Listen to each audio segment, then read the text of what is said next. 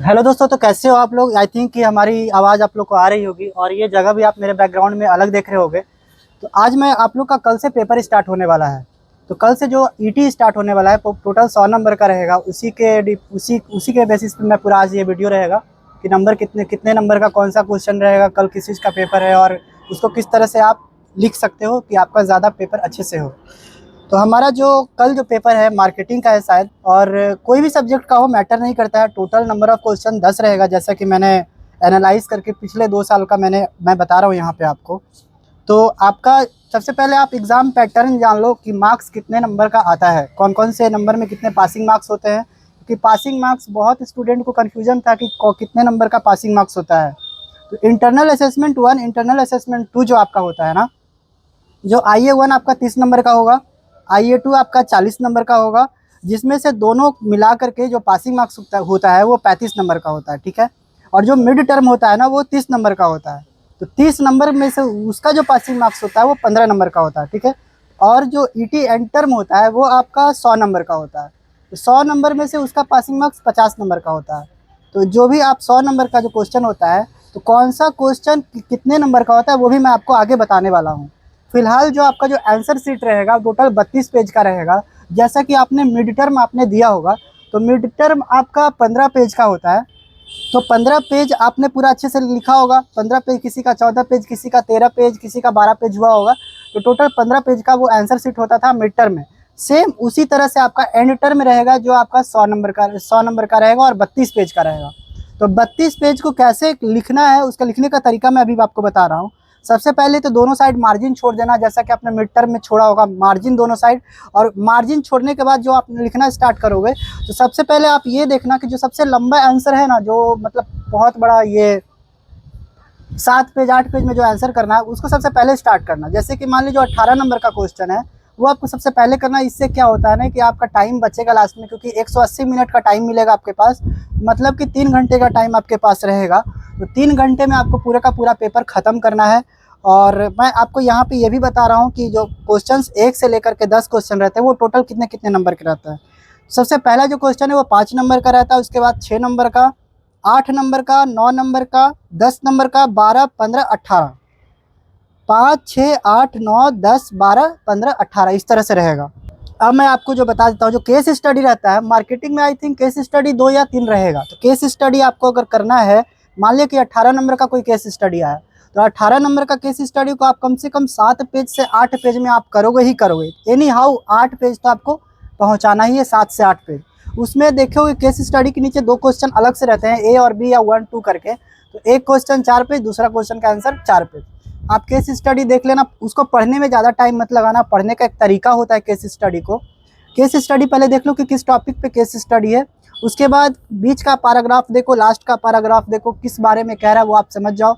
उसके बाद आप अपने खुद से उस चीज़ को एनालाइज करके आप उसका आंसर लिखना स्टार्ट कर दो। तो केस स्टडी जो रहेगा 18 नंबर का जो भी क्वेश्चन रहता है उसको 7 से 8 पेज, ज़रूरी नहीं कि वो केस स्टडी ही हो।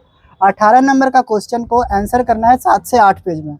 उसके बाद आप 15 नंबर का क्वेश्चन रहता है, जो 15 नंबर का केस स्टडी होती है, या कोई भी क्वेश्चन रहेगा 15 नंबर का जो 9वें नंबर पे रहता है, वो आप वो आप कर दो 7 पेज। वो भी 7 पेज ही कवर करो, 6 से 7 पेज कोशिश करो कवर करने का। 12 नंबर और 10 नंबर का जो आंसर करना है आपको वो 6 पेज से 5 5 से 6 पेज। उसके बाद 5 पेज से कम में आना है, तो 4 4 पेज आपको 9 नंबर के मार्क्स को 4 पेज में कवर करना है। 8 नंबर के मार्क्स को आंसर करना है आपको 4 पेज में। और जो 6 नंबर और 5 नंबर के जो आंसर है उसको कम से कम 3 से 4 पेज, उसको भी 3 से 4 पेज कोशिश करना कि हो जाए। 3 पेज, ज़्यादा से ज़्यादा 3 पेज, और उससे भी ज़्यादा से ज़्यादा 4 पेज, ठीक है। ये रहा आंसर करने का तरीका और लिखने का तरीका। आप इतना याद रखना कि जो सबसे लंबा केस स्टडी है आंसर करना, उसको सबसे पहले आप लिखो, और जो सबसे छोटा है उसको बाद में करो। तो आपको मैंने बता दिया 180 मिनट का टोटल पेपर रहेगा, और 15 का एमटी था और ईटी था 50 नंबर का। और जो IA1 और IA2 था वो 30 और 40 का था। तो 30 और 40 से जो पासिंग मार्क्स होता है वो 35 नंबर का होता है। तो इतना आप याद रखना, और ऑल द बेस्ट कल के लिए। आप लोग कल बहुत अच्छे से पेपर दो आप लोग, और आप लोग का उम्मीद करता हूँ कि आपका सारा पेपर अच्छे से जाए। बैक किसी में लगने नहीं देना, बैक लग जाएगा तो बहुत हालत ख़राब कर देती है गलगोटिया यूनिवर्सिटी। तो गलगोटिया यूनिवर्सिटी और कोई भी यूनिवर्सिटी जो है, सारी यूनिवर्सिटी सारे कॉलेजेस का यही हाल है कि बैक लगने के बाद आपको कहीं ना कहीं प्रॉब्लम करेगा, आगे प्लेसमेंट में भी आपका प्रॉब्लम होगा, और आपका जितना भी ये इंटर्नशिप वगैरह होता है, इंटर्नशिप में आपका प्रॉब्लम करेगा। अब यहाँ पे डिवार्ड वाले बच्चों के लिए क्या था कि मैंने पिछले वीडियो में बताया था, डिवार्ड वाले बच्चे को ज़्यादा टेंशन नहीं लेना है, जिसमें एलिजिबल हैं आप उसका पेपर आप दो, और जिसमें डिवार्ड है उसका समर वेकेशन में एक लास्ट एग्जाम होगा अलग से 2300 रुपया पर सब्जेक्ट दे करके। तो 2300 रुपया पर सब्जेक्ट मेरा लगा था, आपका कितना लगता है मुझे पता नहीं, लेकिन 2300 के आसपास रहेगा। बाकी मैंने बता दिया 18, 15, 12, 10, 9, 8, 6, 5 इस तरह से आपका रेशियो रहेगा। आप एग्ज़ाम दो, 18 नंबर का क्वेश्चन 7 से 8 पेज, 8 पेज जो रहेगा वो ज़्यादा से ज़्यादा हो जाता है। टोटल 32 पेज आपको भर के आना है, सही सही आंसर, नीट एंड क्लीन, और कुछ भी लिख के मत आ जाना। ऐसा नहीं कि कुछ भी लिख दिए तो मार्क्स मिल जाएगा, ऐसा भी नहीं है। जो आंसर रहेगा वही आंसर करना है। और जो फैकल्टीज़ आप लोग के व्हाट्सएप ग्रुप में PDF भेजे होंगे, स्टडी मटेरियल्स भेजे हैं, या मैं जो अपने व्हाट्सएप ग्रुप में भेजता हूँ उसको भी आप पढ़ लिया करना, सब उसी के अंदर से आने वाला है। और बाकी रटने वाली चीज़ तो है नहीं, क्योंकि आप मास्टर्स में हो। रटने वाला जो सिस्टम था वो 8-9 क्लास से पहले तक था। अभी आप जो खुद से पढ़ोगे, खुद से एनालाइज करके कैसे क्या होगा वो सब लिखना होता है। तो ठीक है, all the best. I think आप लोग ये वीडियो में कुछ समझ में आया होगा, नहीं भी समझ में आया होगा, कुछ अगर रह गया हो आप लोग का तो आप मेरे को पर्सनली मैसेज करना इंस्टा पे, मैं उसका रिप्लाई करूँगा। और कोई भी वीडियो से रिलेटेड प्रॉब्लम हो आप कमेंट करना, इंस्टा का लिंक मैं डिस्क्रिप्शन में दे दूँगा। मिलते हैं फिर से एक नए वीडियो में नए कंटेंट के साथ। तब तक आप लोग अपना ख्याल रखो, और कल के लिए ऑल द बेस्ट। अच्छे से एग्ज़ाम दे के आओ सब लोग, और बिल्कुल अच्छे से 3 घंटा बैठ के, ऐसा नहीं कि 2 घंटे एग्ज़ाम दे करके भाग रहे हैं। 3 घंटा टाइम मिलता है तो 3 घंटा टोटल उस टाइम का आप यूटिलाइज करो और अच्छे से पेपर दो।